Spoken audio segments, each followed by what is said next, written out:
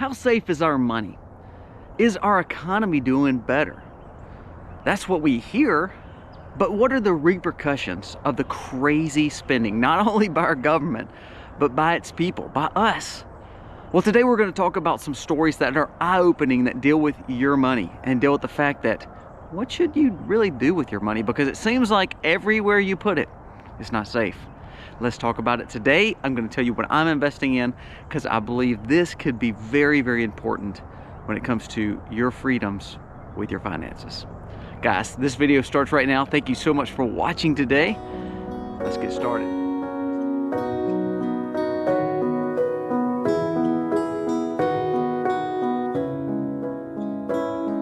Hey guys, welcome to the Max. Thank you so much for being here today. We appreciate you so very much. We are humbled by you watching our content each and every day. We hope that you get something out of it, gain wisdom, and ultimately I hope that you'll subscribe, give us a thumbs up, and share our message across YouTube and other platforms, because our goal is to grow a community who is thinking of freedom, who's thinking of freedom finances, who is thinking of loving their family, being wise, and having a common sense approach, something that we've lost sight of. A lot of the things that we talk about, your grandma probably would have told you.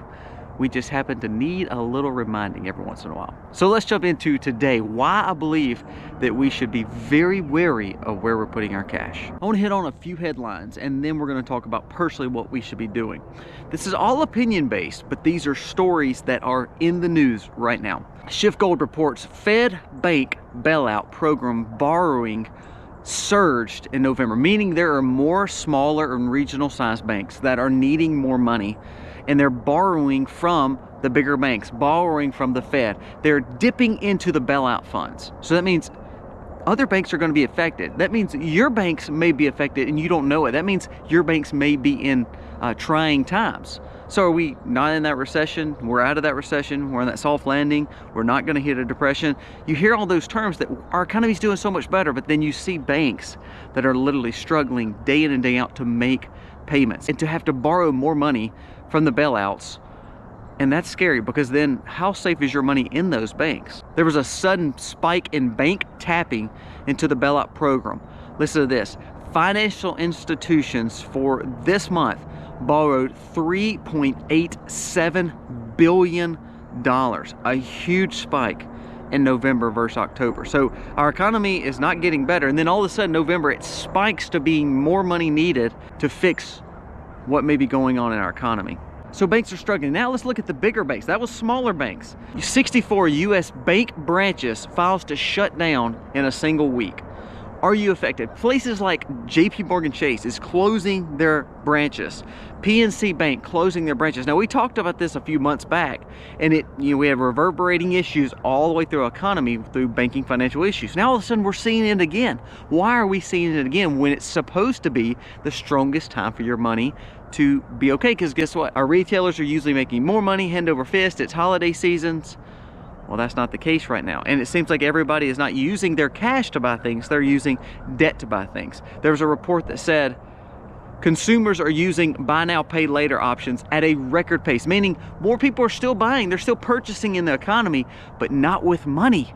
They're doing it with debt. So our debt is soaring. Banks are struggling because there's no money there. No one's using money for anything. They're using debts, bailouts, and credit. Eventually that's going to start running out, and so there's where you hit the problem of what do we do with our cash. Jamie Dimon, JP Chase CEO, says the most dangerous time in the world that we've seen in a decade. We're seeing it right now go before our eyes, and we're hearing this from banks. You know, we've talked lately that banks are struggling, so you're seeing more money being made in the stock market. So people are pushing their money to bigger banks and stock markets, which is going to be even more volatile, because then they can control your money, control policy, and set precedent based on their relationships with the government and the fact that stock markets are so tied into up and downs. You may make money, you may lose money. So is your money safe there? All of a sudden we hear last week CZ and Binance have major issues with SEC. Money filtering there that shouldn't have been filtering in there. Well, we don't know that, but bottom line is what it allows the government to do is say, well, there's bad players in, you know, the Binance world or the crypto world. What is the answer? What is the answer? China has issues too. There was a report saying that for the last 6 months, their financial woes have gotten worse. and you're seeing more and more countries move to gold. Gold is always going to be the strongest commodity, world's currency, that lasts forever. So gold is something you should be purchasing. Now I want to tell you my personal story. 3 situations, and these are old situations that happened through the last few months, and there are not a lot of money there, but I want to prove to a point where your money's not safe in those. And I tell you, cash is king. You need to be investing cash. You need to be buying gold. You need to be buying bartering items that are valuable, and you need to be investing in yourself, such as food, security, self-defense, and of course your family, getting out of debt. Those are the answers there, people. It's very simple. Again, what your grandma probably would have told you. But just the last few months, I had some money on a crypto exchange, very small amount.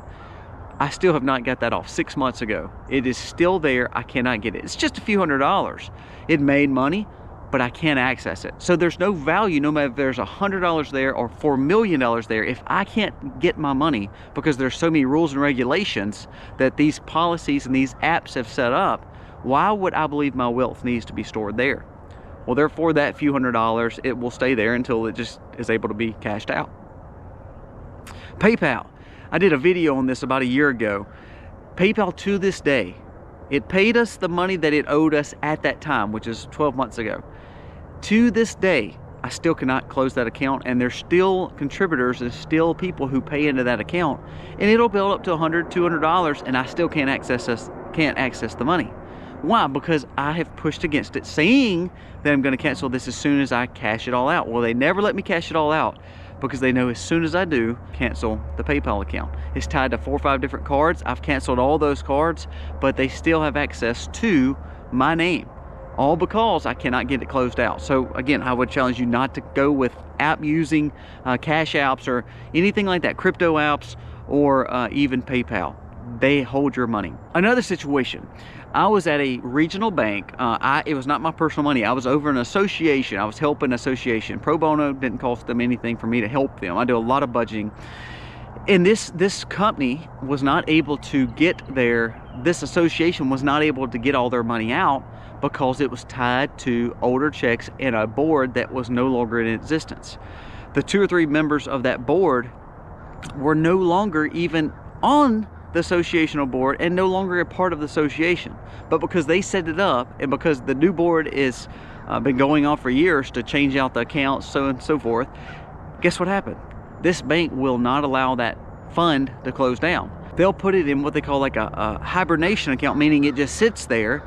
You're not able really to use it because those people are no longer on the association, but then you can't close it out because it's tied to, you know, older accounts, older social security numbers of all these older people.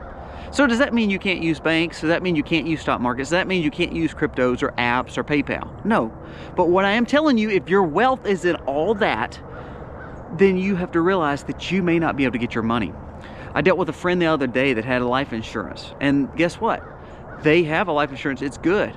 Someone of their family passed away, but because it was not structured well, it went to the estate and not to the primary beneficiary. There was no primary, quote unquote, primary beneficiary listed. Well, it was on their paperwork, but for some reason wasn't turned into the company. Do you think the company is going to honor that now? No, it went to the estate. That means they have to get lawyers involved to get to that money. So these are personal accounts, personal things, your money, your finances, and all of a sudden you can't access it. We have bank issues. We have crypto issues.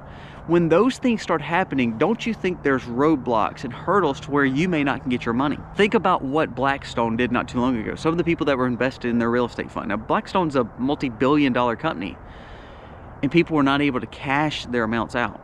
Think of FTX, crypto, not be able to cash their money out. Binance.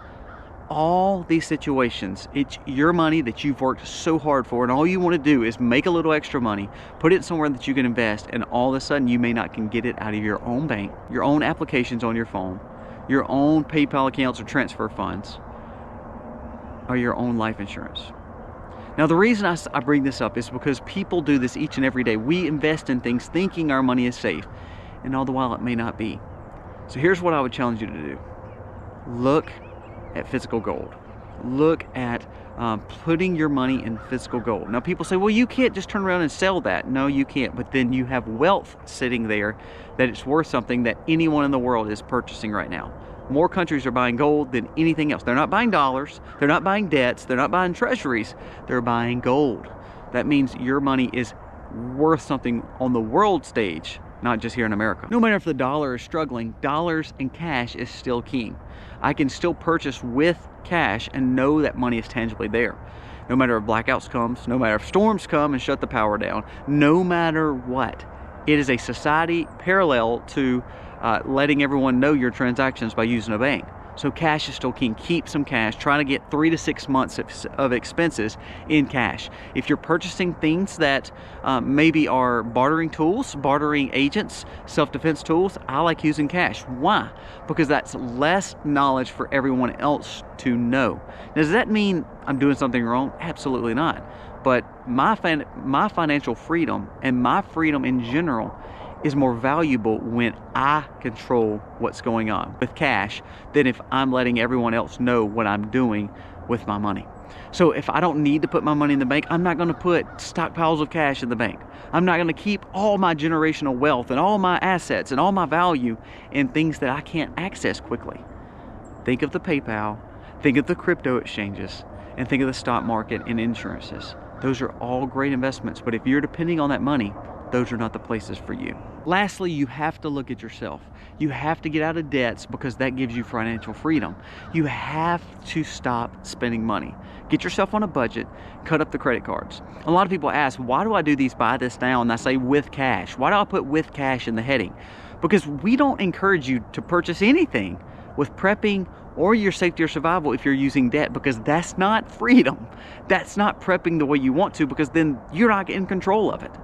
You are not in control of it if you're buying it with debt, because the debtor is always enslaved to the lender. Always. That's biblical. So when we tell you to buy things, we need to buy things with cash. Do you have to buy everything that we tell you? No, you buy the things that are necessities to you.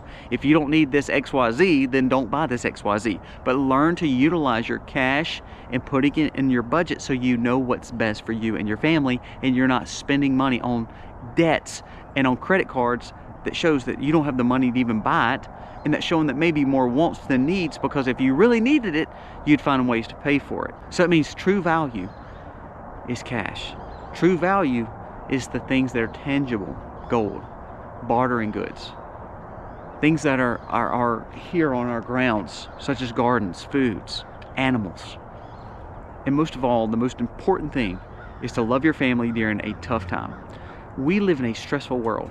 If I didn't have my wife and my children to be a part of it with, it would be hard to just always be hopeful and joyous. Of course, spiritually, I'm joyous because I have Christ. But if we don't live to make sure that we build a common sense approach to our family, our children, and to take care of them, to take care of our spouses. And what that means is you have to provide for them, not with debts, but with cash, with budgeting, being smart with money. When we start doing that, it makes life so much more fulfilling than to be living on debts and money that you don't have and thinking, I don't have any money, but then I'm gonna keep on using this credit cards to buy now and pay later. It doesn't work that way. It's a hole that you're digging that you'll never get out of. So my personal plea to you is keep your money with you. Tangibly put it in places that is safe. I'm not saying put it all in one place. Yes, you can have money in the bank. I have some money in the bank. But if your whole wealth is built up in a bank, if your whole wealth is built up in the stock market in your retirement, if your whole wealth is built up in things that you tangibly cannot grab right now, then you have nothing. Because if you ever needed to access it, you better have the energy and the grid. You better have a brokerage firm, and you better have proper paperwork. Because when money gets tight, do you think they're going to turn around and give you all yours when they're needing money themselves? You may be the last one to get the bailout. So think about that. FDIC, I hear the FDIC, oh, we're insured, we're safe. Do you honestly believe your money would come to you next week? No. But what if you need your money next week? It may be months. Could you make it on months without money that you couldn't get out of your own bank? What if they locked the banks down? What if they locked your 401ks out? If they locked your retirements? Could you live without them? No, because you don't have food, you don't have gold, you don't have bartering goods, and you don't have cash sitting at the house. Those are things you need to be looking at. So I'm not saying get all your money out, but I am saying be smart with your money right now, because there's a lot of stories that showing that we're not out of this recession. We're not out of the woods yet when it comes to the dangers of the financial economy. Guys, thank you for watching. This is Common Sense. I didn't tell you nothing that you probably don't already know, but sometimes when we hear it over and over, we say, you know what? That's a good point. That might be the wisest thing that I can do right now. Guys, thank you for watching. God bless. Happy homestead, y'all.